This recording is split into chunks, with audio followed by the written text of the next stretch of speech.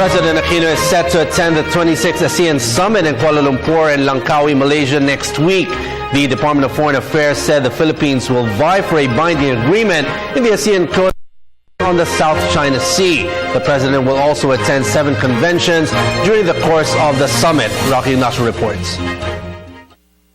President Aquino will raise the reclamation activities of China in the West Philippine Sea in the upcoming Association of Southeast Asian Nations meeting, or ASEAN. The President will leave on Sunday to join other state leaders in the region for the 26th ASEAN Summit to be held in Kuala Lumpur and Langkawi, Malaysia. Foreign Affairs Assistant Secretary Luis Cruz says territorial disputes and counterterrorism are the top agenda of the Philippines for this year's leaders meeting. This time, the issues that the President will more than what he raised during the last summit, and definitely the reclamation issue will be the main topic that the President will raise during the agenda item of the retreat on discussions of regional and international issues. Cruz reiterates the action aims to have a collective views from other member economies, particularly from 4 claimant countries, namely Malaysia, Brunei, Vietnam, and the Philippines. Although the DFA is still finalizing possible meeting of President Aquino with Vietnam leader, issues on the disputed area to be discussed by the 2 leaders. This is a meeting of his fellow ASEAN leaders. Of course, we would always aim for a collective statement, this time on the issue of the reclamation of some features in the South China Sea. But then this is not a negotiation among the leaders.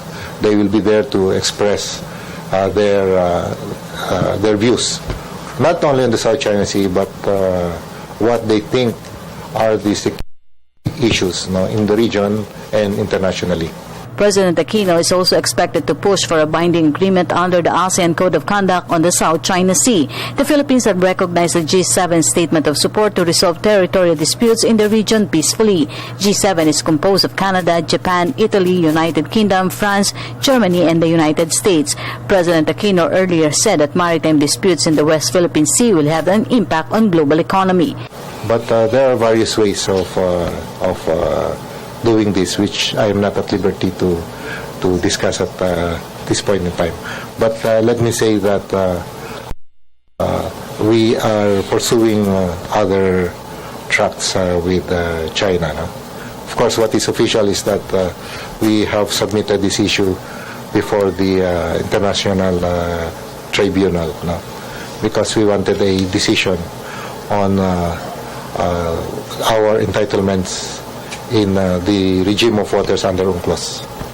The annual summit has for its theme, Our People, Our Community, Our Vision. One of the highlights in this year's summit is the launching of ASEAN Integration 2015. The President will have a tight schedule in Malaysia with 7 engagements, 3 from ASEAN and private sector. The summit will also center its discussions in providing measures to counter possible financial crisis and economic slowdown in the region, as well as to mitigate the effect of climate change, disaster management, and other regional and international issues.